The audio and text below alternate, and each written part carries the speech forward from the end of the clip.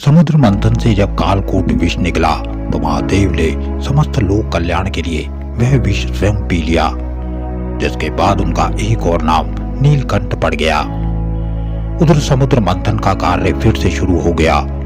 देवों और असुरों के सहयोग से इस मंथन में 14 रत्न निकले, जिन्हें देवों और दानवों ने आपस में बांट लिया। परम पवित्र कामधेनु गाय ऋषियों को मिली, तो वहीं उच्चैःश्रवा नामक तेजस्वी अश्व दैत्यों के राजा बलि ने रख लिया। ऐरावत नामक सफेद रंग का सुंदर हाथी इंद्र का वाहन बना। संपूर्ण कामनाओं को पूर्ण करने वाला कल्प वृक्ष स्वर्ग का वृक्ष बना। इसके अलावा चंद्रमा, शंख, कौस्तुभमणि, अप्सरा, वारुणी, पारिजात इत्यादि मिले।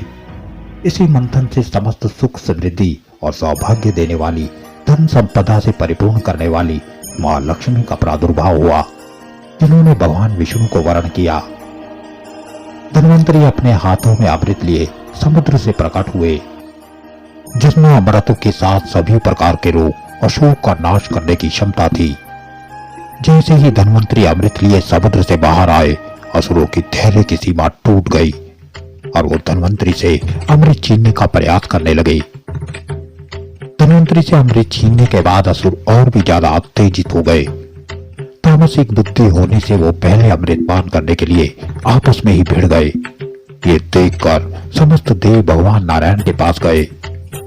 मायापति का एक और खेल शुरू हो गया। उन्होंने अत्यंत मोहक स्त्री उचित गुणों वाली मोहिनी रूप धारण कर लिया, जिसे संसार भगवान विष्णु के मोहिनी अवतार के रूप में जानता है। इसी मोहक रूप को लेकर वो असुरों के बीच गए। असुरों ने मोहिनी का मोहक रूप देखा तो नारायण की माया से मोहित हो गए।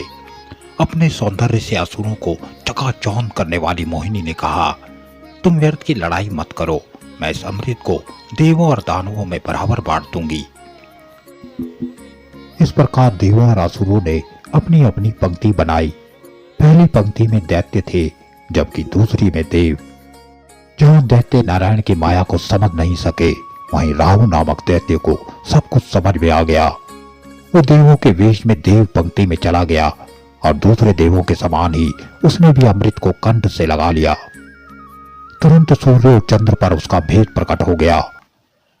भगवान विष्णु ने तुरंत चक्र उठाया और राहु का सर धड़ से अलग कर दिया, मगर अमृत के प्रभाव से राहु के दोनों ही हिस्से जीवित रहे।